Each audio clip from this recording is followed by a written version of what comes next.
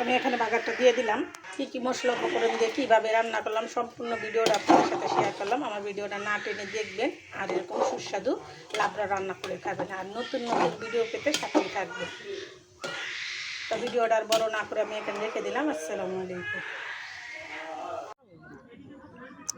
ঘর দুয়ারও একবারে লেগে করা লাগে, সব প্রতিদিনকে আর ঘর দুয়ার করা যায়?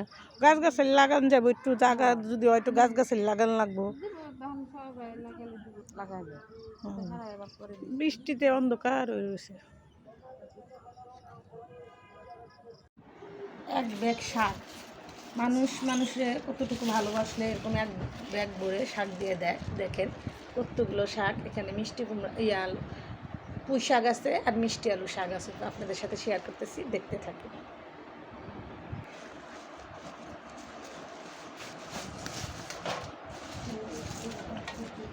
আজা কি সুন্দর লকলকে, একদম খেতের থেকে উঠাই দিছে। এগুলি হচ্ছে পুঁই শাক, একদম সার ছাড়া। দেখেন খেতে কিন্তু অসাধারণ লাগবে। ভালোবাসা, একে বলে ভালোবাসা। টাকা দিয়ে এত মূল্যবান শাক পাওয়া যায় না। শাকটাই মূল্যবান, টাকাটা বড় কথা না। ভালোবাসাটাই মূল্যবান, টাকা বড় কথা না। তো মিষ্টি আলু শাকগুলো আমি ধুইয়া পরিষ্কার করে নিছি। আর এটা দিয়ে আমি কি দিয়ে রান্না করব সম্পূর্ণটা শেয়ার করব। এখানে নিছি কাঁচা কলা, আলু, কাঁচামরিচ, পেঁয়াজ। আর এগুলো আমি কেটে বেছে নিয়ে চলে আসছি রান্না। আপনারা দেখতে থাকুন। তো এখানে কলা আর আলুটা আমার সিদ্ধ হয়ে গেছে। আমি এটা একটু হাত দিয়ে চটকিয়ে নিব। দেখেন একদম সার সারা মেডিসিন সারা কলা গাছের থেকে পায়রা দিয়েছে। কালকে বেড়াইতে গেছিলাম, সেখান থেকে আমার দিয়ে দিয়েছে। তো এটা দিয়ে আমি লাবড়াটা রান্না করব, আপনাদের সাথে শেয়ার করব।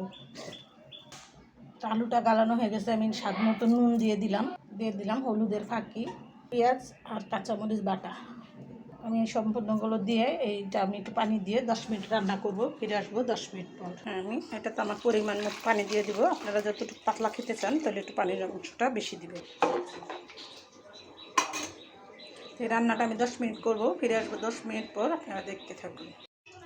ফিরে আসলাম 10 মিনিট পরে। দেখেন আমার আলু তরকারিটা হয়ে গেছে। আমি এখন শাকগুলো দিয়ে দিব। এটা হলো আলু শাক, এটাকে বলে পাঁচমিশালি লাবড়া।